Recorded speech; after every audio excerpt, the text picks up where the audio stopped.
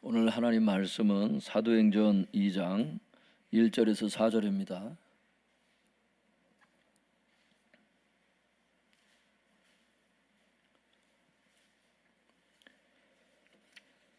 오늘 하나님 말씀은 신약 성경 사도행전 2장 1절에서 4절입니다.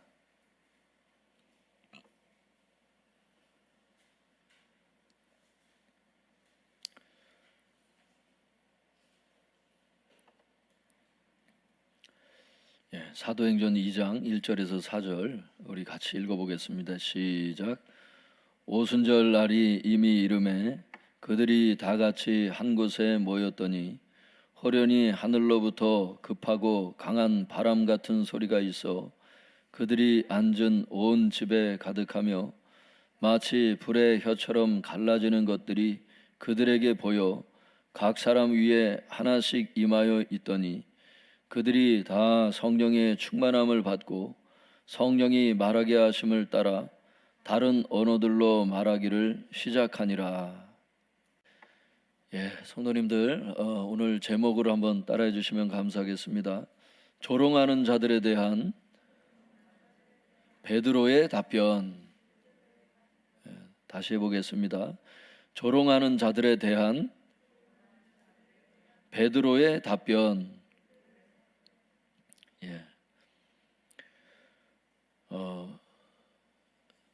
지난 금요일부터 이제 사도행전 말씀을 전하기 시작했는데 오늘 말씀 듣는 여러분들은 혹시 금요일 날 설교를 못 들으신 분들은 금요일도 같이 들으셔서 이렇게 같이 이어지는 설교가 되었으면 좋겠습니다. 사도행전을 1장부터 설교를 다 해야 되겠다 이런 마음을 갖고 시작한 건 아니에요. 주님께서 사도행전을 이끄신 건 맞는데 읽다 보니까 이렇게 레마로 주신 말씀들이 있어요. 그래서 제 성경에 파란색으로 표시를 해놨었습니다. 그 준비를 하는데 자연스럽게 그렇게 준비가 돼요. 그냥 1장 다음에 2장을 또 설교를 하자 이렇게 시작된 건 아닙니다. 다음에 또 3장을 제가 할지 아니면 다른 장으로 넘어갈지는 모르겠어요.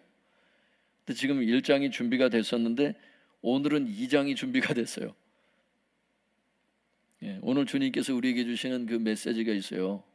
그 성경 말씀을 로고스의 이 말씀, 기록된 말씀을 하나하나 다 파싱해 가면서 다 원어적으로 파싱해 가면서 이렇게 다 공부하는 것도 중요하지만 또 이 메시지를 통해서 오늘날 사는 우리에게 주시는 그 레마, 우리 각자에게 또 어떻게 행하기를 원하시는 그런 말씀이 있을 수 있거든요. 근데 그게 이제 같이 결합해서 막 가다 보니까 이 초점이나 이 중점이 하여튼 주님의 그 메시지에 그거를 다 담아야 되기 때문에 그런 부분들이 있다는 것을 참고하시고 이렇게 잘 보셨으면 좋겠습니다. 우리 사도행전 2장 1절에서 4절 우리 같이 다시 한번 읽어보겠습니다. 시작. 오순절 날이 이미 이르매 그들이 다 같이 한 곳에 모였더니 호련히 하늘로부터 급하고 강한 바람 같은 소리가 있어 그들이 앉은 온 집에 가득하며 마치 불의 혀처럼 갈라지는 것들이 그들에게 보여 각 사람 위에 하나씩 임하여 있더니 그들이 다 성령의 충만함을 받고 성령이 말하게 하심을 따라 다른 언어들로 말하기를 시작하니라. 성도님들 여기에서 1절에서 4절에서 1절부터 4절까지 중요한 게 몇 가지가 있어요. 그 중에 하나가 오순절입니다. 오순절. 오순절이 이해가 돼야 그 다음에 5절이 이제 이해가 되죠. 그래야 이 전체가 다 이해가 돼요. 오순절은 이스라엘의 그 절기 중에 하나예요. 우리로 얘기하면 명절 중에 하나라고. 그러니까 신앙적인 명절이죠. 이들은 우리처럼 유교에 기반을 둔 이런 명절이 아니죠.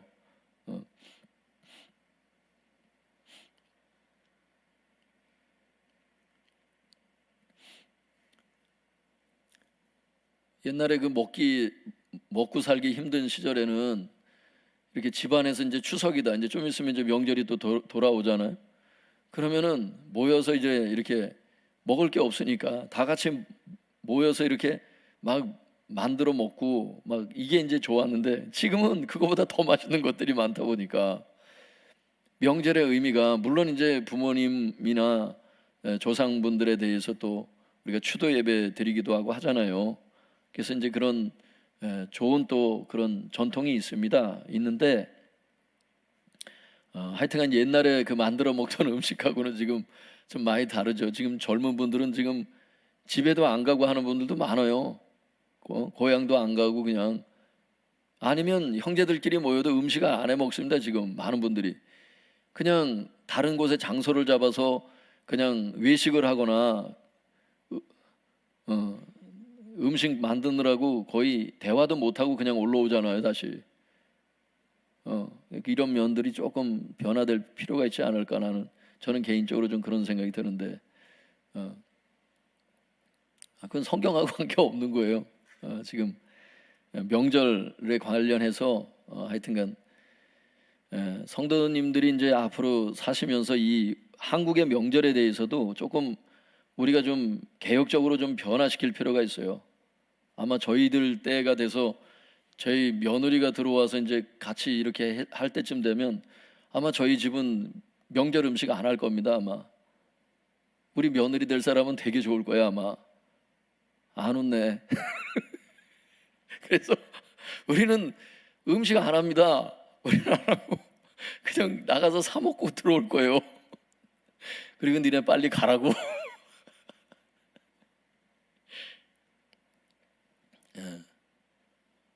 부모님께 효도와 그러는 게 나쁘다는 게 아니라, 하여튼 좀 결혼식도 그래요. 결혼식도 좀 간소할 필요가 있고, 하여튼 좀 여러 가지 저런 게 있는데, 하여튼 이스라엘에도 이게 명절이 있었어요, 성도님들. 그래서 이제 오순절이 있었는데 1절에 보면, 1절 같이 한번 읽어볼까요? 시작. 오순절 날이 이미 이름에 그들이 다 같이 한 곳에 모였더니, 오순절 날이 이미 이름에 이렇게 돼 있어요. 오순절에 성령 세례가 임한 겁니다. 성령 세례는 성령 충만을 처음으로 받았던 때를 성령 세례다, 이렇게 학자들이 얘기를 하는데, 어쨌든 오순절 날이 이름에 그들이 다 같이 한 곳에 모였어요. 여기 그들이라는 게 누군지 이제 계속 나오는데, 호련히 하늘로부터 급하고 강한 바람 같은 소리가 있어. 바람 소리는 다 들을 수 있죠. 성령을 눈으로 보진 못해도 바람 소리는 들을 수 있었죠. 하늘로부터 급하고 강한 바람 같은 소리가 있어 그들이 앉은 온 집에 가득하며, 마치 불의 혀처럼 갈라지는 것들이 보이게, 이 보이는 현상으로도 역사를 하신 거예요. 영적인 현상이 보이도록도 역사하실 수 있거든요. 불의 혀처럼 갈라지는 것들이 그들에게 보여 각 사람 위에 하나씩 임하여 있더니, 여러분 환상도 사람들이 보고 하잖아요. 영적인 현상이지만 영적인 눈을 열어주면, 주님께서 영적인 눈을 열어주시면 눈을 감아도 그게 보이고, 눈을 뜬 상태에서도 이게 천사들도 막 보이고 하는 경우가 있죠. 여럿 있습니다. 그게 눈이 열린 상태에서, 눈을 뜬 상태에서 영적인 세계가 보이는 거 열리는 환상이다, 이렇게 얘기를 하는데, 그런 게 보이죠. 열린 환상으로 보는 분들은 우리 교회에 이렇게 보면은 하여튼 이 천사들이 어떻게 활동하고 있고, 하나님께서 예배 시간에 어떻게 불을 부어주셨고, 어떻게 치유가 일어났고, 이런 것들을 눈을 뜨고 보면 그게 다 보이죠. 그런 사람도 있죠. 그걸 다 보죠. 이렇게 예배 시간에 어떤 것들이 일어났는지. 그래서 사람들은 눈에 보이지는 않지만 치유가 된 걸 본인이 알고, 그 영적인 환상이 열린 사람은 그게 어떤 과정을 통해서 그게 났는지 그걸 또 보여주는 사람이 있고 그래요.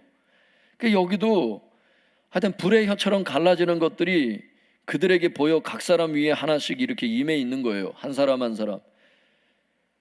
그들이 또 나오죠. 3절에 그들이 누구냐. 4절에 보면, 4절 다 같이 읽어보겠습니다. 시작. 그들이 다 성령의 충만함을 받고 성령이 말하게 하심을 따라 다른 언어들로 말하기를 시작하니라. 그들이 다 성령의 충만함을 받았다. 그들이 누구냐. 여기 그들이 그들이 누구냐? 지난 금요일 날 했을 때 그 문맥을 보셨던 분들은 지금 충분히 알 수 있죠. 그게 누군지. 그게 누구겠어요? 문맥에 보면 사도행전 1장 15절에 보면은 마가의 다락방에 약 120명이 모여 있었죠. 바로 그들이 그 두 사람을 세워서 그 마지막 12번째 사도를 뽑잖아요. 그 1장 23절에 그들이 이렇게 얘기를 한다고. 사도행전 1장 15절 보면은 모인 무리의 수가 약 120명이나 되더라 하면서 23절에 가서 그들이 두 사람을 내세우니 이렇게 돼 있다고. 120명을 얘기를 하는 거예요. 그 다음에 2장에 가서 바로 뭐라고 그래요? 오순절 날이 이미 이름에 그들이 다 같이 한 곳에 모였더니 그들이 120명을 얘기를 하는 거죠. 4절에 그들이 다 성령의 충만을 받고, 문맥을 보면 성도님들 이게 마가의 다락방에 모였던 약 120명의 성도님들을 의미하지요. 그 120명의 성도님들이 다 어떻게 됐다는 거예요? 4절에 그들이 다 성령의 충만함을 받고 이렇게 되어 있어요. 그 다음에 성령이 말하게 하심을 따라 다른 언어들이 이게 이제 원어에 보면 방언 이렇게 되어 있는 거예요. 방언의 은사, 대인 방언, 대신 방언, 이렇게 성경에 보면 나와 있어요. 하나님만 알아들으실 수 있도록 기도하는 게 고린도전서에 나오죠. 대신 방언. 근데 지금은 사람들이 알아들을 수 있는 방언이죠. 다 방언의 은사입니다, 여러분. 사람들이 알아들을 수 있는 것은 외국어를 얘기를 하죠. 근데 하나님만 알아들을 수 있는 방언도 있어요. 성경에 보면 그것을 다 찾아볼 수는 있지만 지금 또 해야 될 것이 많이 있으니까 예전에 찾아봤던 성도님들도 다 있죠. 고린도전서 이게 나와요. 방언은 하나님만 알아들을 수 있다. 영의 비밀을 말함이라 거기 나오죠. 대신 방언입니다. 하나님만 알아들으실 수 있도록. 근데 이건 뭐예요? 대인 방언, 사람들이 알아들을 수 있는 방언인 것을 어떻게 알 수 있느냐 하면 5절 이하를 보면 알 수 있다고. 통역이 필요한 방언이 고린도전서에 나오잖아요. 근데 지금 이거 같은 경우는 통역이 필요 없어요. 왜? 그 해당 외국에 사는 분들이 자기 나라 말을 했을 때는 알아들을 수 있는 방언이지. 어쨌든 방언의 은사는 똑같습니다. 초자연적으로 일어나는 거니까 언어가. 어쨌든 4절을 한번 다시 읽어봅시다. 시작. 그들이 다 성령의 충만함을 받고 성령이 말하게 하심을 따라 다른 언어들로 말하기를 시작하니라. 성도님들, 그래서 120명의 모여있던 사람들이 다 성령의 충만함을 받고 이렇게 말씀하세요. 그리고 성령의 말하게 하심을 따라서 방언의 은사를 말하기 시작을 했어요. 방언을 말하기 시작한 거야. 여기서 중요한 게 방언의 그 현상입니다. 불에 혀같이 갈라지는 것들도 필요하고 또 급하고 강한 바람 같은 소리도 있었지만 다음에 이제 연결되는 것들은 이제 방언에 관계되는 말씀들이기 때문에 그래요. 방언이 중요합니다. 그래서 1절부터 4절까지 중요한 게 오순절과 방언의 은사입니다. 왜? 5절부터 그 얘기를 하고 있기 때문에. 자, 그러면 사도행전 2장 5절을 한번 읽어보겠습니다. 시작. 그때 경건한 유대인들이 천하 각국으로부터 와서 예루살렘에 머물러 있더니, 여러분 그때가 어느 해요? 그때가 주석에 보면 방언을 말할 때 이렇게 돼 있다고. 주석에 보면 학자들도 그렇게 생각해요. 그래서 그때에 그러니까 방언 기도를 할 때 그거라고. 방언 기도를 할 때를 얘기를 한 거예요. 방언의 은사를 말할 때 그때를 얘기를 한다. 그 방언을 말할 때 경건한 유대인들이 천하 각국으로부터 와서 예루살렘에 살고 있는 겁니다. 이거 왜 그럴까? 왜 세계 흩어져 있던 그 경건한 유대인들이 왜 예루살렘으로 돌아와 가지고 왜 여기서 살고 있나? 지금 이게 살다 이런 뜻이거든요. 이따 얘기하겠지만 살다, 거주하다 이런 단어예요. 이 머물러 이 단어라는 말이 이 카토이케오라고 하는 이 단어가 살다, 거주하다 이런 단어라고. 여러분, 그 뭐하러 유대인들이 세계에서 돌아와서 예루살렘에 지금 살고 있어요? 이게 바로 오순절을 지키기 위해서 오는 거예요. 그래서 오순절 해석이 필요한 거예요. 그게. 이건 제 개인 의견이 아니라 학자들이 공통적으로 얘기를 하는 거예요. 교수님들이. 여러분, 오순절 그 명절을 지키기 위해서 우리처럼 그냥 뭐 하루 이틀 갔다가 돌아오는 이런 명절이 아니거든. 이스라엘 백성은 막 일주일 14일 막 이렇게 막 최소한 막 14일 막 이렇게 모여 있기 때문에 이건 당분간 살라고 오는 거지, 이거는. 그래서 그때 경건한 유대인들이 천하 각국으로부터 예루살렘으로 돌아와 가지고 거기서 예루살렘에서 사는 겁니다. 예루살렘 성전에서 이거를 지켜야 되기 때문에 명절을. 이해되시죠? 그래서 경건한 유대인들을 학자들은 뭐라 그러냐면 세계 도처에 흩어져 살았던 유대인, 이걸 세계 도처에 흩어져서 살았던 유대인들을 뭐라 그래요? 그렇지, 디아스포라 이렇게 얘기를 하죠. 한번 따라 볼까요? 디아스포라. 예, 그들은 이게 국어 이상을 하죠. 왜? 자기가 지금 외국에 살고 있잖아요. 원래는 유대인들이지만, 예, 거기에서부터 지금 돌아온 거니까 자기가 살고 있는 그 현지에 있는 그 나라의 말들도 하고 또 이 유대인의 말도 하고 이렇게 하는 겁니다. 이게 국어 이상을 최소한 하는 사람들이에요. 그 다른 주석에도 나와 있지만 2개 국어를 한다는 거예요. 최소한. 그러니까 자기가 지금 현재 살고 있는 세계 각국으로 흩어져 있는 디아스포라 유대인들이니까 그 사람들이 지금 6월절이래 오순절 그 명절 지키기 위해서 지금 왔잖아요. 하나님께 예배드리기 위해서. 그 돌아온 상태이기 때문에 그런 게 창고가 돼야 지금 이 방언의 은사에 대해서 지금 이게 이해가 되는 거죠. 지금 참고로 성도님들, 여기 경건한 유대인들이 천하 각국으로부터 와서 예루살렘에 머물러 있더니, 여기에서 이 예루살렘에 머물러 있더니, 머물러라고 하는 요 단어하고 똑같은 단어가 쓰인 게 하나 있어요. 하나도 토시 하나 틀리지 않고 어미 변화도 똑같아. 어디에 그게 있냐면 14절에 나와요. 14절 우리 한번 읽어보겠습니다. 이게 중요하기 때문에 그래요. 제가 아주 핵심적인 것만 지금 말씀드리고 있는 거예요. 이게 14절 같이 읽어보겠습니다. 시작. 베드로가 11사도와 함께 서서 소리를 높여 이르되 유대인들과 예루살렘에 사는 모든 사람들아, 이 일을 너희로 알게 할 것이니 내 말에 귀를 기울이라. 여기에 여러분 머물러라고 하는 단어가 없는데 그게 도대체 이 카토이케오라고 하는 단어가 도대체 어디 있다는 말인가?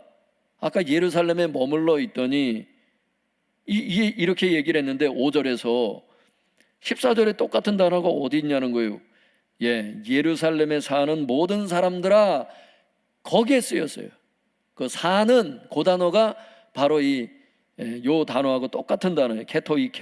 카토이케오 요 단어하고 살다, 거주하다 요 단어라고. 그러니까 예루살렘에 사는 요렇게 번역을 한 거야. 예루살렘에 사는 모든 사람들아. 그러니까 이걸 보면은 예루살렘에 살고 있는 현지인들인가? 이렇게 생각하기 쉽다니까 그게 아니라는 거지.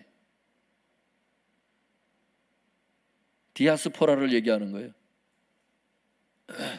그게 이해가 돼야 이제 다음 성경 구절들이 이제 이해가 되는 거죠. 제가 그래서 핵심적인 것만 지금 말씀드리는 거예요. 지금 제가 여러분들 그 성경을 이해하시라고. 그러니까 뭐예요?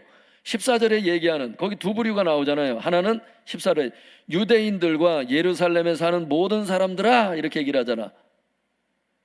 유대인들은 뭘 얘기를 하는 게 있어요. 이제 문맥에서 나와. 그 다음에 또 한 종류는 누구예요?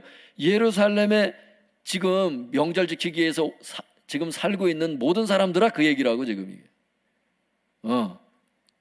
디아스포라를 어쨌든 얘기한다는 것을 참고하시고 이제 계속 성경을 보겠습니다.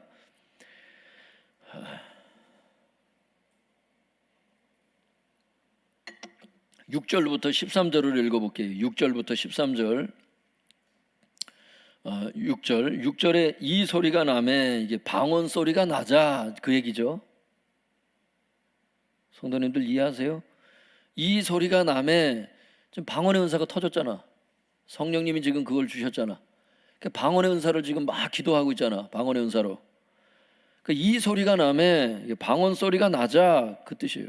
한번 6절부터 13절 이 방언의 은사하고 관계된 말씀이거든.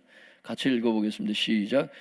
이 소리가 나매 큰 무리가 모여 각각 자기의 방언으로 제자들이 말하는 것을 듣고 소동하여 다 놀라 신기하게 여겨 이르되 보라 이 말하는 사람들이 다 갈릴리 사람이 아니냐 우리가 우리 각 사람이 난 곳 방언으로 듣게 되는 것이 어찌 됨이냐 우리는 바데인과 메데인과 엘람인과 또 메소포다미아 유대와 갑바도기아 본도 아시아 부르기아와 밤벨리아 애국과 미 구레네에 가까운 리비아 여러 지방에 사는 사람들과 로마로부터 온 나그네 곧 유대인과 유대교에 들어온 사람들과 그레데인과 아라비아인들이라 우리가 다 우리의 각 언어로 하나님의 큰 일을 말함을 듣는도다 하고 다 놀라며 당황하여 서로 이르되 이 어찌된 일이냐 하며 또 어떤 이들은 조롱하여 이르되 그들이 새 술에 취하였다 하더라. 성도님들 보세요. 5절에는 그때의 방언을 말할 때의 어떤 상황이었는지를 설명을 했어요. 5절은. 그 6절은 뭐냐? 이 소리가 나매 소리가 난 건 방언 기도밖에 없잖아요. 지금 현재까지 본 게. 예. 방언 기도를 얘기합니다. 이 소리가 나매 큰 무리가 모여서 각각 자기 방언으로 제자들이 말하는 것을 듣고 소동하는 거예요. 이게 무슨 얘기인지 이해되시죠? 지금 디아스포라가 지금 그걸 듣고 있는 겁니다. 예루살렘에 그런 사람들로 꽉 차 있으니까 지금 세계에서 흩어졌던 유대인들이 지금 다 돌아왔다고 생각해봐. 그들은 철저합니다, 여러분. 그러니까 얼마나 많은 사람들이 모여 있었겠어. 예루살렘 성에. 예루살렘 성에 그 마가의 다락방에 그 성령 세례가 임했거든. 지난 금요일 날에도 예루살렘 성에 대해서 말씀드렸었죠. 근데 어쨌든 6절에 이 소리가 나매 방언 소리가 나자 7절 다 놀라 신기하게 여기는 사람이 있는 거예요. 여기 신기하게 여겼다는 말이 주석에서 학자들이 이렇게 설명하더라고. 시간이 흐를수록 점점 더 놀라움과 신기함이 배가 된 것 이렇게 돼 있더라고. 그러니까 다시 얘기할게요. 신기하게 여겨라는 원어가 어떤 단어의 뜻이냐면 시간이 흐를수록 점점 더 놀라움과 신기함이 배가 되었다는 뜻이래요. 그러니까 긍정적인 측면이죠. 방언 소리를 딱 들었을 때 누군가 방언 기도를 했을 때 기분 나쁘게 듣는 게 아니고 저 사람 왜 저러지? 이게 아니고 신비하게 느낀 거예요. 경이롭게 여긴 걸 얘기를 하는 겁니다. 긍정적으로 받아들인 거죠.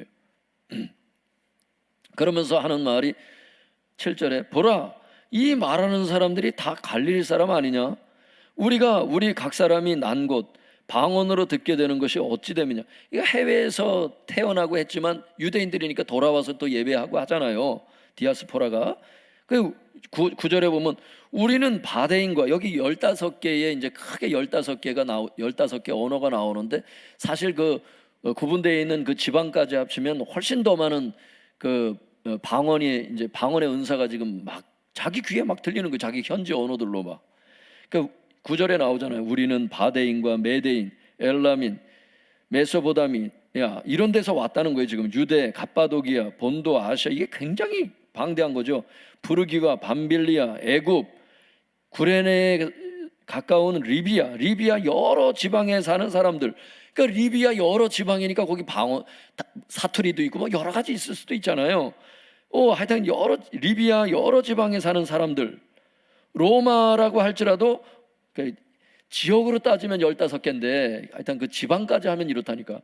로마로부터 온 나그네 곧 유대인과 유대교에 들어온 사람들과 그레데인과 아라비아인들 이 15개 크게 이제 더 세부적으로 나가면 이제 훨씬 더 많이 이제 갈라지는 거죠.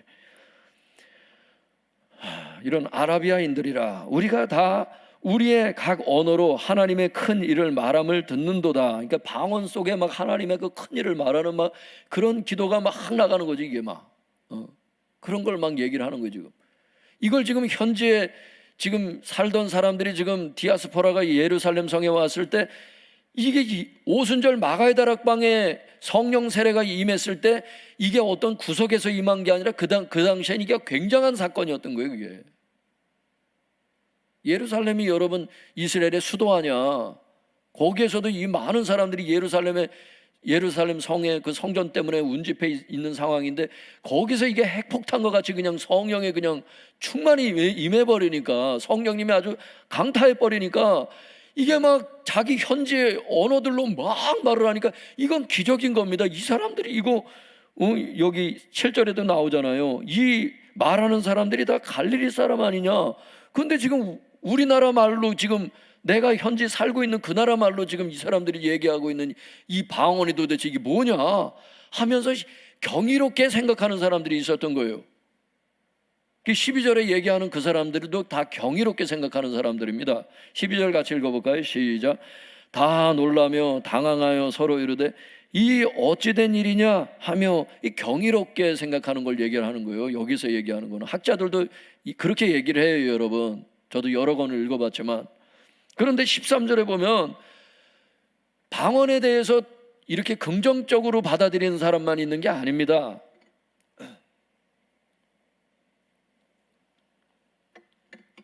13절 같이 읽어보겠습니다. 시작. 또 어떤 이들은 조롱하여 이르되 그들이 새 술에 취하였다 하더라. 한쪽 부류의 사람들은 성령 세례가 임하고 방언의 은사를 막 방언으로 막 기도하니까 야 경이롭다 이렇게 여기는 사람도 있는데 어떤 사람들은 조롱하는 거예요. 그리고 그들이 새술에 취했구나 이렇게 얘기를 해요. 새술이라는 것은 단술을 얘기를 하는 거예요. 포도주 중에서 최상품을 얘기하는 술을 원래 단술이다 이렇게 얘기를 하는데 새술이다 이렇게 얘기를 해요. 그냥 술을 얘기를 하는 거예요. 술, 포도주. 저 사람들이 술에 취했다 이렇게 얘기를 하는 거예요. 술에 취해가지고 막 이렇게 술주정하는 소리로 듣는 사람들이 있는 겁니다. 야 어떻게 이렇게 영적인 이 주님의 축복을 가지고 이 은사를 가지고 바라보는 시각이 이렇게 다를까? 방언의 은사를 하는 사람과 듣는 사람 모두 좋다고 생각하는 사람들이 많은데 그런 게 아니에요. 어떤 사람들은 방언 기도를 싫어하는 겁니다. 지금도 그런 사람들 있죠. 방언 기도하면은 마치 잘못된 사람들처럼. 안 그래요. 그렇게 생각하는 사람들은 오늘 성경을 다시 읽어봐야 돼. 그런 사람들은 13절에 그 조롱하는 사람들에 속하는 거지. 하나님의 역사를 함부로 조롱하는 사람들 여러분 조심하셔야 돼. 왜 그러지? 아니 자기가 못하면은 다 잘못된 건가? 영적인 세계가 얼마나 깊은데. 어떤 사람은 병 고치는 은사가 임해서 손을 얹으면 막 병이 낫거든요. 질병이 떠나가고 불치병이 낫고 그러면 좋은 거잖아. 그 감사해서 막 감사 헌금 드리는 사람도 있고 막 이래요. 그런데 어떤 사람은 안 그래요. 감사 헌금은커녕 하나님께 감사하기는커녕 저 잘못된 것 같다고 이래요. 고린도전서도 안 읽어봤나 봐. 은사에는 어떤 것들이 있는지도. 참 안타까워요. 근데 교계에서도 그래. 지도자들도 이게 확 갈라져요. 많은 사람들은 한국 교회가 지금 방언의 은사를 많은 교단들은 다 인정합니다. 근데 소수의 교단들이 방언의 은사를 인정하지 않는 사람들이 있어요. 근데 많지는 않아요. 그런 대놓고 반대하는 교단은 많지 않아요. 사실은 조용기 목사님 이후에 한국 교회가 많이 바뀌었어요. 사실은 70년 80년 기도원 운동 일어나면서부터 특별히 그 한월산 기동 같은 이천성 목사님한테 안수 안 받은 목사님들이 없다고 말할 만큼 목사님들 방언 체험을 다 했죠. 방언의 은사를 하고 통변을 하고 예언의 은사를 하고 병 고치는 은사를 받고 믿음의 은사를 받아서 기적을 행하기도 하고 할렐루야.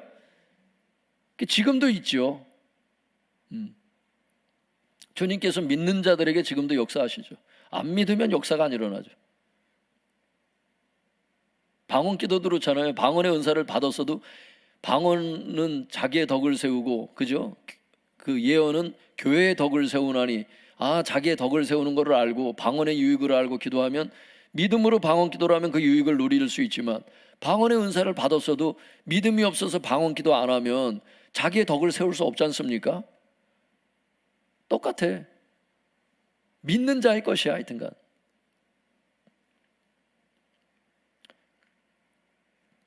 어쨌든 성도님들, 술 취했다고 얘기를 하면서 조롱하는 거예요. 저것들 여러분 지금도 보세요. 그건 나중에 말씀드릴게요. 그래서 하여튼간 영적인 똑같은 축복의 그 하나님의 은사의 현장을 보면서도 조롱하는 사람들이 있고, 또 어떤 사람은 경이롭게 생각하는 사람이 있고, 이렇게 두 부류의 사람이 있다는 것을 지금 설명한 겁니다. 근데 성도님들, 이렇게 긍정적인 반응과 부정적인 반응이 있는데, 중요한 것이 뭐냐면, 주님께서 오늘 우리에게 비추시는 게 뭐냐면요, 조롱하는 사람들에 대한 베드로의 반응이에요. 한번 따라해 볼까요? 조롱하는 사람들에 대한 베드로의 반응. 다시 해볼까요? 조롱하는 사람들에 대한 베드로의 반응. 베드로가 어떻게 반응하는지 한번 보세요, 성도님들. 요즘에도 교회 막 조롱하는 사람들이 있잖아요. 한번 잘 보시라고. 오늘 주님께서 주신 메시지가 있어요. 14절 15절에 그게 나와요. 베드로의 반응이. 한번 같이 읽어볼까요? 시작. 베드로가 11 사도와 함께 서서 소리를 높여 이르되, 유대인들과 예루살렘에 사는 모든 사람들아, 이 일을 너희로 알게 할 것이니 내 말에 귀를 기울이라. 때가 제3시니 너희 생각과 같이 이 사람들이 취한 것이 아니라, 술 취한 것이 아니라, 이렇게 하면서 잘 설명해 주죠. 여러분, 이거 베드로가 얘기한 겁니다. 주축이 된 것이 베드로예요. 왜? 11사도와 함께 11사도가 함께 했던 것은 맞지만, 자세히 읽어보세요. 베드로가 11사도와 함께 서서 베드로가 얘기를 한 겁니다. 베드로에 대한 설교라고 주석들이 다 이구동성으로 얘기를 하는 거예요. 베드로가 요런 상황에서 설교를 했다, 이런 얘기예요. 어쨌든 베드로가 11사도와 함께 서 있는 상태에서 소리를 높여서 이제 얘기를 하는 겁니다. 베드로 사도가 뭐라고? 유대인들과 예루살렘에 사는 모든 자들아. 왜 이렇게 얘기를 하죠? 제가 그랜드 주석을 그대로 제가 한번 얘기를 해드릴게요. 14절에 유대인들을 이렇게 얘기를 해요. 방언을 조롱했던 본토 유대인들, 이렇게 얘기를 한다고. 여기서 얘기하는 유대인들이 누구냐? 방언의 은사를 조롱했던 본토 유대인들, 디아스포라가 아니라 그 사람들 얘기를 한다고. 근데 디아스포라는 왜 그래? 자기가 알아듣는 말이니까 무시할 수 없는 거야.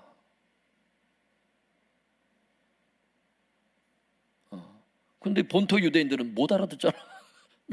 진짜 외국어잖아. 본토 유대인들, 디아스포라가 아닌 유대인들은 자기 말만 하니까. 그러니까 하여튼간 학자들은 그렇게 생각한다 이거예요. 그래서 14절에서 얘기하는 유대인들과 예루살렘에 사는 모든 사람들아, 이제 내가 설명할 테니까 들어봐라, 얘기를 하는 거예요, 베드로가. 왜? 긍정적으로 생각하는 사람도 있고 부정적으로 생각하는 사람도 있고. 뭐에 대해서? 방언 은사에 대해서 지금 사람들이 긍정적으로 생각하는 사람도 있고 부정적으로 생각하는 사람들도 있으니까 얘기를 하는 거예요. 유대인들아, 이게 뭐예요? 방언을 조롱했던 본토 유대인들아, 얘기를 하는 거예요. 또 예루살렘에 사는 모든 사람들을 누구를 얘기하겠어요? 그 주석에 보면 그렇게 얘기해. 세계 각처에서 오순절을 지키기 위해서 온 순례객들, 이렇게 얘기를 한다고. 다시 말해서 방언을 매우 경이롭게 생각했던 사람들, 그 부류의 사람들, 이렇게 얘기를 한다고. 그 주석에서. 그 어쨌든 14절에 보면 14절은 베드로가 바로 그들에게 설교를 했다는 거예요. 그 사람들에게. 긍정적으로 생각했던 사람들도 있지만 부정적으로 생각했던 사람들도 있는데 그 사람들 모두에게 설명을 하는 겁니다 지금. 근데 주님께서 지금 하시는 포인트는 어디냐면 베드로가 방언을 조롱했던 사람들한테도 자세히 설명을 해줬다는 거예요. 그냥 단순히 그들을 비판하거나 열받아가지고 막 혈기를 내거나 막 분노하면서 얘기한 게 아니라 그냥 단순히 설명을 해줬다고. 이걸 배울 필요가 있다는 거예요 주님께서.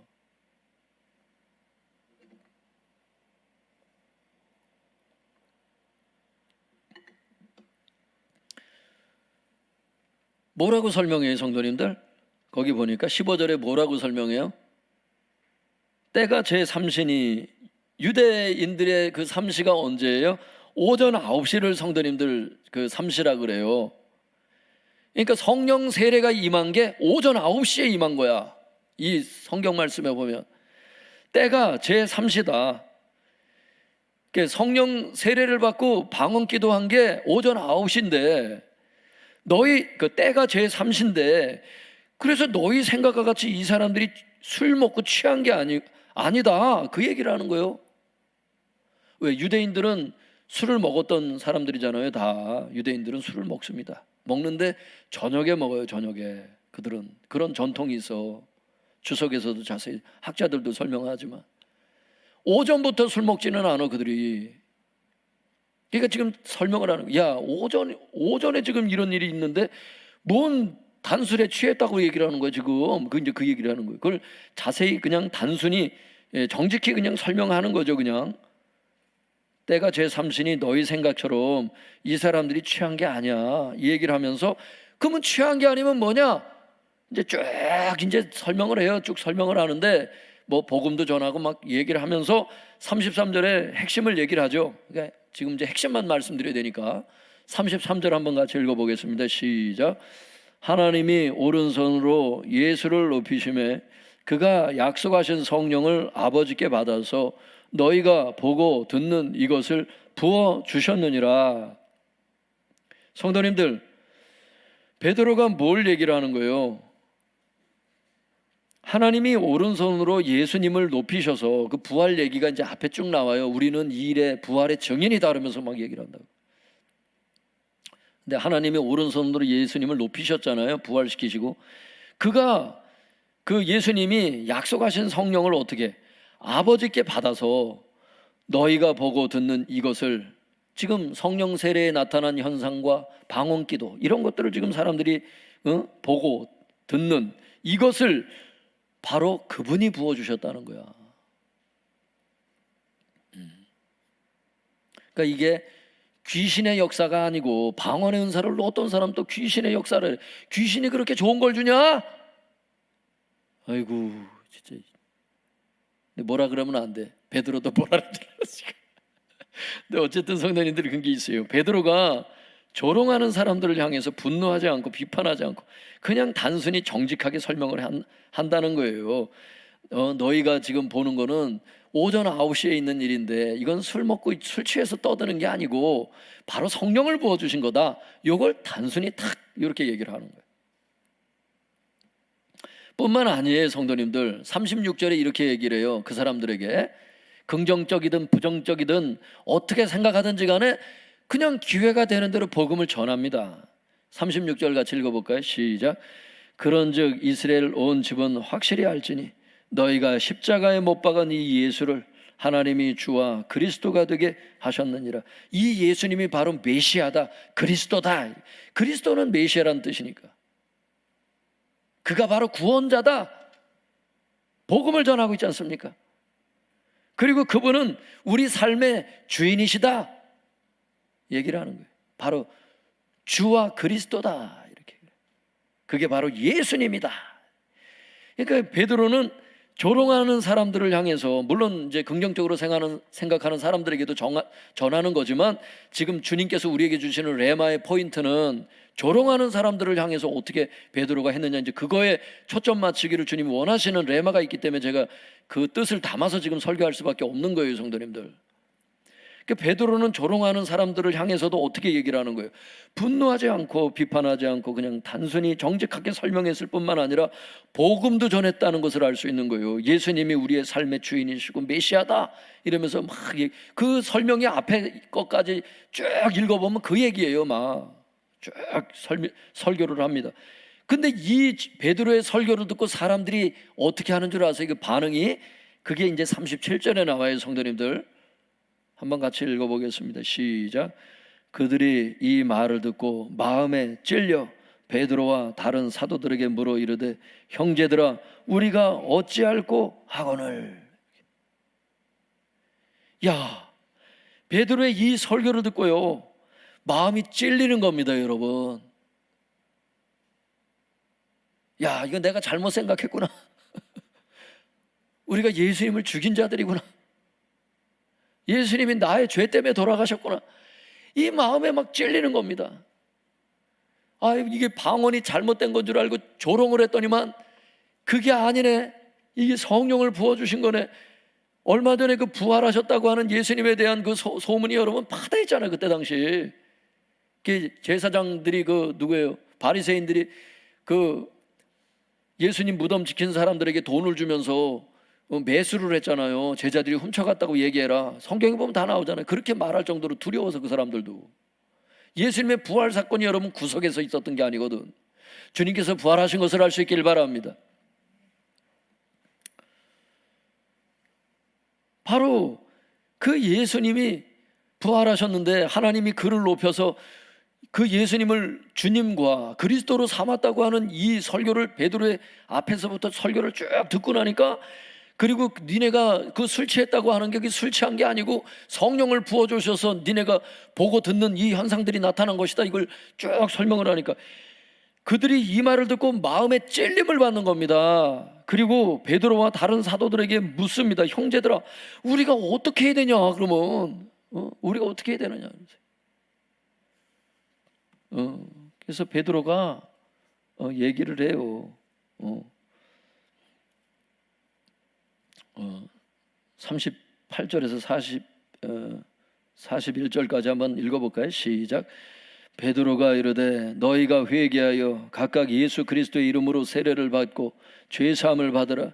그리하면 성령의 선물을 받으리니 이 약속은 너희와 너희 자녀와 모든 먼데 사람 곧 주 우리 하나님이 얼마든지 부르시는 자들에게 하신 것이라 하고, 또 여러 말로 확증하며 권하여 이르되 너희가 이 패역한 세대에서 구원을 받으라 하니, 그 말을 받은 사람들은 세례를 받으며 이날의 신도의 수가 3,000이나 더하더라. 성도님들 이제 성경이 보이시죠? 이 3,000명이 어떤 사람들로 구성된 사람들인지. 그렇죠. 여러분, 야, 마음에 찔림을 받아가지고 지금 우리가 이제 어떻게 해야 되냐. 지금 이렇게 했을 때 그 방언 기도에 대해서 그 긍정적으로 생각했던 사람, 부정적인 생각하는 사람, 그 사람들에 대해서 술 취한 게 아니고 성령 받은 거고, 예수님은 그 부활하신 예수님을 주와 그리스도로 삼았다 쭉 설명을 하니까 이 사람들이 가슴에 찔림을 받아가지고 우리가 어떻게 해야 되냐 얘기를 하니까 베드로가 얘기를 하는 거예요. 회개해라. 그래서 각각 예수 그리스도 이름으로 세례를 받고 죄사함을 받아라. 그러면 성령의 선물을 받으리니, 성령의 선물을 받으면 어떻게 돼? 또 방언을 할 수 있잖아. 성령의 선물을 받으면 무조건 다 방언한다 이렇게 말할 수는 없지만, 어쨌든 이 당시에는 그 120명이 다 성령의 충만을 받고 방언을 말했대잖아요. 거꾸로는 얘기할 수 있지. 방언 기도하는 사람들은 이미 성령 충만 받은 사람이다. 거꾸로는 분명히 얘기할 수 있어요. 그거는 맞는 말이야. 그게 증거가 되지. 방언 기도가 성경적으로 지금 맞으니까. 세례가 임했을 때 이런 현상이 있었으니까, 이런 현상이 있으면 이게 돼. 그건 되는 거지. 근데 어쨌든 방언의 은사에 대해서 부정적으로 지금 술 취했다고 그러고 조롱했던 사람들이 있었잖아. 그런데 그 사람들에게도 뭐라는 거예요? 회개해서 예수 그리스도 이름으로 세례를 받고 죄사함을 받으라. 그러면 너희들한테도 성령의 선물을 주신다는 거예요. 그럼 어떻게 그 사람들도 방언할 수 있는데? 너희들도 그렇게 되라는 거예요. 할렐루야. 이 약속은 이 죄사함과 성령의 약속은 특별히 그 성령의 선물이 약속이죠. 여기 1장 4절에 보면, 사도행전 1장 4절에 보면 아버지께서 약속하신 것을 기다리라. 그 아버지께서 약속하신 게 5절에 보면 성령 세례죠. 1장 5절에 보면. 그래서 여기에서 얘기하는 39절에 이 약속이라는 거는 아버지의 약속을 얘기를 하는 거예요. 성령 세례를 주시겠다고 하는 약속, 성령 충만을 주시겠다고 하는 그 약속. 그 약속은 너희와 너희 자녀와 모든 먼데 사람 곧 주 우리 하나님이 얼마든지 부르시는 자들에게 약속하신 거기 때문에 믿는 자들에게 주겠다는 거예요. 성령 충만을. 그걸 받기 위해서 무슨 애걸복걸할 그게 아니야. 그냥 회개해서 예수 그리스도의 이름으로 세례를 받고 죄 사함을 받으라. 그래야면 성령의 선물을 받는다는 겁니다. 이 약속은 얼마든지 부른 자들에게 하나님이 하신 약속이라는 거예요. 39절에 보면 또 여러 말로 확증하여 권하여 이르되 너희가 이 패역한 세대에서 구원을 받으라. 이렇게. 여러분 갈라디아서에 보면 이 성령 충만은 믿는 자들에게 주시겠다고 얘기하셨어. 오늘 이 말씀 듣고 이 성령 충만의 약속을 이루어지고 싶은 분들은 얼마든지 하나님 주시는구나. 할렐루야. 그거 생각하고 믿으면서 성령 충만을 간구해 보세요. 진짜 의심 없이 한번 기도해 봐. 단순하게. 하나님이 여러분에게도 방언의 은사를 주실 줄 믿습니다. 성령 세례를 베풀어 줄 줄 믿습니다. 그래야 권능을 받고 예수님 증인 될 수 있어요. 단순히 방언 기도해야 증인 될 수 있다는 뜻이 아니라 성령의 권능을 받아야, 성령 세례를 받아야 여러분 주님의 증인 될 수 있다니까. 사도행전 1장 8절에 보면. 그래서 성도님들 중요한 게 뭐예요? 오늘 중요한 말씀이 결국 마지막 말씀이 41절이에요 41절 읽어보고 마치겠습니다. 시작. 그 말을 받은 사람들은 세례를 받음에 이 날에 신도의 수가 3,000이나 더하더라. 여러분 베드로의 설교를 들었던 그 사람들, 지금 그 말을 받은 사람들 있잖아. 그 말을 받은 사람들은 세례를 받는 거예요. 그 당시에 그냥 세례를 받으면 이날의 성도의 수가 얼마나 늘어났다고? 3,000명이 늘어났다고 나오는 거야. 베드로의 그 한 번의 설교로 말미암아 처음 시작은 뭐 때문에 시작된 거죠? 이 설교의 시작이 방언 기도에 대해서 왈가왈부하는 거예요. 사람들이. 어떤 사람은 긍정적으로 생각하는 사람이 있고 어떤 사람은 막 조롱하는 거야. 저 술 취했다 그러면서 막. 그게 원인이 돼서 이 조롱했던 사람들에게 또 긍정적으로 들었던 디아스포라에게 다 말씀을 전했는데 그 베드로의 설교를 듣고 받아들인 사람이 있을 거 아니에요. 예수님 영접하고 그 사람들은 세례를 받음에 3,000명, 그날에 그렇게 회심한 사람들이 3,000명이 됐다는 거예요. 주님의 메시지는 뭐냐? 물론 이 가운데는 앞에서 말한 조롱한 사람들도 포함되어 있다는 거예요. 숫자는 모르지. 그러나 회개하고 돌이키는 사람들도 분명히 있을 줄로 믿습니다. 왜? 대상이 두 부류의 모두에게 설교를 했잖아. 지금 이게 조롱하는 사람들은 제껴놓지 않았잖아. 유대인들과 예루살렘에 사는 모든 자들아 내 말을 들어라 하면서 때가 제3신이 하면서 쭉 설교를 여기까지 한 거 아니야. 여러분 베드로가 설교의 대상에 조롱했던 사람들을 제껴놓지 않았어요. 그리고 바로 이 3,000명 안에 그들이 회심한 사람들은 들어갔을 줄 믿습니다. 회개를 안 했다면 안 들어갔겠지. 그러나 회개했으면 들어갔을 거예요. 중요한 것은 베드로가 그들에게 열받지 않고 단순히 자세히 설명했다는 그 마음의 자세, 그게 필요한 거예요. 성도님들, 코로나19에 대한 몇몇 교회들의 실수가 있습니다. 지난주에도 여러분 서울 시내 57개 교회가 대면 예배를 강행했대요.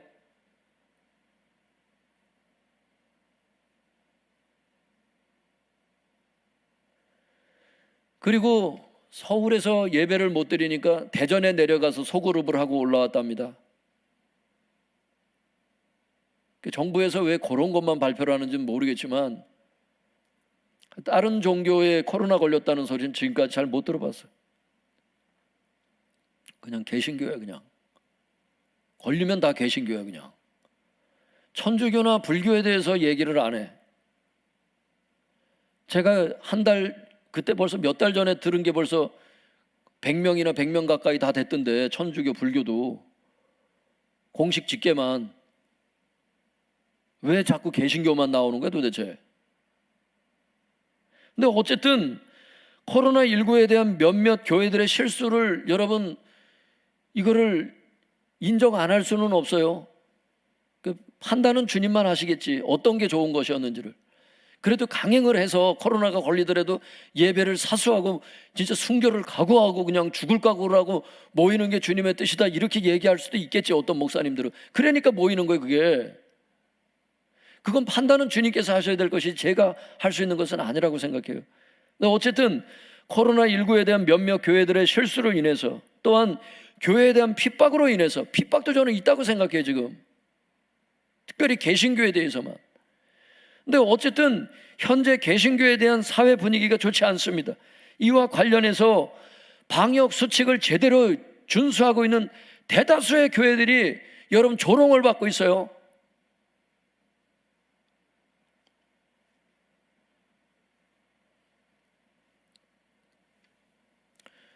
방역 수칙을 잘 하고 있어요. 정부에서 하라는 대로 다 하고 있습니다 진짜. 그런데도 직장에서 막 조롱받고 그런 사람들이 있어요. 제가 들은 사람만 지금 몇 사람이야. 여러분, 우리 교회는 진짜 여러분들이 진짜 다 아시겠지만, 여러분 철저히 하는 것을 할 수 있길 바랍니다. 제가 병 고침의 은사가 우리 교회 역사가 안 된다고 제가 생각하기 때문일까요? 여러분들이 더 잘 아시잖아. 예배 시간에 병이 고쳐지는 게 한두 번입니까 여러분? 방언 기도가 일어나는 게 한두 번이에요? 저희들은 하나님의 치유하심을 믿습니다. 할렐루야. 그러나 병을 치유하시는 것은 그건 주님의 하셔야 될 어떤 몫이 있잖아. 우리가 원할 때마다 계속 그렇게 안 되잖아. 주님이 하시지. 할렐루야. 우리가 할 수 있는 대로 최선을 다해서 방역은 해야 된다고 생각하는 거예요 저는. 그런데도 불구하고 사람들이 이해하지 못하는 거예요. 술에 취했다고, 저게 저 사람들이 그렇게 했으려고 이해를 못하니까, 대다수의 교회들을 이해를 못하니까 조롱하고 핍박하고 박해가 일어날 수 있다는 거죠. 여러분, 그때 우리의 마음의 자세가 필요한 거예요. 오늘 하나님께서 그것을 비추시는 겁니다. 조롱하는 자들을 향해서, 쓸데없는 말을 하는 자들을 향해서 베드로처럼 분노하지 말고 비판하지 말고, 여러분 혈기를 낮추세요. 그냥 정직하게 그냥 단순히 설명해 주세요. 우리 교회는 잘하고 있다고. 할렐루야. 너 교회 가지 마. 너 교회 가지 마. 너 코로나 걸릴 수도 있어. 위축되지 마시라는 거예요. 베드로처럼 담담하게 복음까지 전하세요. 할렐루야. 왜 위축됩니까? 왜 다른 사람 사고방식에 여러분이 편승합니까? 여러분이 아니잖아요. 여러분 조롱받을 대상자들이 아니지 않습니까? 여러분들은 잘하고 계시잖아요. 방언기도 하는 게 잘못된 게 아니잖아요. 방언기도 한 게 잘못된 게 아니니까 베드로는 당당하게 얘기하지 않습니까? 왜 좁니까 여러분? 가슴을 피세요. 하나님께서 우리의 배경이 되십니다. 할렐루야. 하나님께서 여러분의 친아버지십니다. 왜 좁니까? 여러분이 뭘 잘못했습니까? 여러분은 코로나 방역을 위해서 여러분 현장 예배를 지금도 이렇게 각 처소에서 예배를 드리고 계시잖아요. 애국자 아니에요? 그 사람들이 전체 여론이 그렇다고 해서 여러분들이 그런 건 아닌 것입니다. 낙심하지 말고 가슴을 펼 수 있길 바랍니다. 그리고 기회가 된다면 복음도 전하세요. 베드로처럼 쫄지 말고. 여러분 그때 당시에 수많은 사람들이 여러분 이 조롱하는 사람들이 한둘이 아니었을 거라고. 디아스포라는 자기 지방 소리를 알아듣는 사람들은 참 기이하다고 경이롭다고 얘기를 하지만, 외국어도 배우지 않았는데 방언을 말하니까 기적 아니냐고 그 사람들은. 그러니까 기이 여겼대잖아. 근데 조롱하는 사람들이 있었잖아. 조롱하는 사람들은 누구? 못 알아듣는 사람들은 다 조롱하는 거지 사실은. 이게 뭔 소리인 줄 알고 이해를 하겠어. 그거를 이해 못하면 조롱하는 거 아니에요 그때 당시? 베드로가 쫄지 않고 주님의 말씀을 담대히 전할 때 여러분 그들이 회개하고 그날 3,000명이 돌아왔다는 거예요. 이 3,000명이 흩어져서 여러분 나중에 여러분 사도행전 또 찾아볼 기회가 있을지 모르겠지만 사도행전 보면 그 사람들이 그냥 돌아간 게 아니에요. 그날 세례를 받고 교회가 세워지고 여러분 사도행전에 보면 사도 바울이 복음을 전하기도 전에 이미 그 사람들이 했던 일들이 있어. 그 3,000명이 흩어져서 거기에 디아스포라가 얼마나 많았겠냐고. 할렐루야. 성령이 충만해서 돌아가서 여러분 교회들을 세운 것을 알 수 있길 바랍니다. 단순히 왜 이스라엘 현지인들만 있었던 게 아니거든. 그때 디아스포라가 오순절 끝나면 돌아가야 되잖아. 자기 사는 집으로. 학자들 말을 들어보면 여러분 기가 막힙니다. 이게 단순히 그냥 3,000명 성도가 늘었구나 그게 아닙니다. 이 방언기도 조롱했던 이 사건 때문에 이게 이제 방언 때문에 일어난 설교지만 이게 계기가 돼서 여러분 대단히 복음이 여러분 확산되는데 굉장히 중추적인 역할을 하는 거예요. 이게 디아스포라가 언제 또 오겠어. 그러니까 어떻게 보면 사람들이 조롱하고 박해하는 것이 계기가 돼서 이 기독교가 더 승승장구할 수도 있는 거야. 하나님께서 역사하신다면 위기가 진짜 그야말로 기회가 될 수도 있는 거죠. 할렐루야. 여러분 주한장로교회도 여러분 코로나 환자가 있었잖아요. 여러분 인천시장이 그 교회들에게 보낸 서신이 있다고. 교회들은 여러분 지금 2.5단계가 일주일 연장돼서 다른 유흥시설이나 다중시설 다 금지돼 있죠. 일주일 연장이 됐죠. 다음 주일까지. 근데 여러분 우리 사실 2.5단계 연장되는 거하고 관계없이 계속 가야 되는 거 이게 아시죠? 우린 2단계에서 이미 교회는 이게 들어왔다고. 금지 조치가. 그때 인천시장이 그 시장님이 그 보낸 게 있어요. 거기 보면 몇몇 교회들에 대한 좋은 사례들을 얘기를 했는데 그 중에 하나가 주한장로교회. 제가 거기 부목사로 있었으니까. 주한장로교회 같은 경우 코로나 환자가 방문한 거예요. 거기 예배를 드리러 온 거야. 이게 그 뒤늦게 발견된 거지. 그래서 조사를 했는데 성도들 한 사람도 안 걸렸어요. 제가 있을 때 당시만 제적교인은 8만 명 교인이었지만 여러분 현장 예배 드리시는 분들이 5만 명이었거든. 마스크 쓰고 방역을 철저히 했다는 뜻이야. 이런 건 신문에 이런 게 안 나오잖아. 여러분 인천시가 300만 인구잖아요. 인천시장이 보내온 걸 보니까 100만 성도라 그러더라고. 인천시 3명 잡으면 그 중에 하나는 크리스찬입니다. 여러분 우리가 말씀으로 제대로 서 있으면 인천이 변화가 되는 것을 알 수 있길 바랍니다. 뒤집어질 거야. 대한민국도 마찬가지야. 대한민국도 1,000만 명이 넘는 기독교인들만 정말 정신 바짝 차리고 정말 5명 뽑으면 그 중에 1명이 기독교인들인데 교회가 세워지면 여러분 이 나라는 삽니다. 할렐루야. 그래서 이 시간 기도할 거예요. 뭐라고? 교회들이 낙심하지 말고 일어서서 세상의 빛과 소금의 역할을 감당하게 하여 주시옵소서. 그리고 조롱하는 자들에게 분노하지 말고 비판하지 말고 주님께서 우리의 입술을 열어주셔서 잘 설명하게 하시고 기회가 된다면 복음도 전할 수 있도록 주님 입술을 열어주시고 우리의 마음을 담대케 하여 주시옵소서. 이것을 놓고 통성에서 같이 기도하겠습니다. 거룩하신 하나님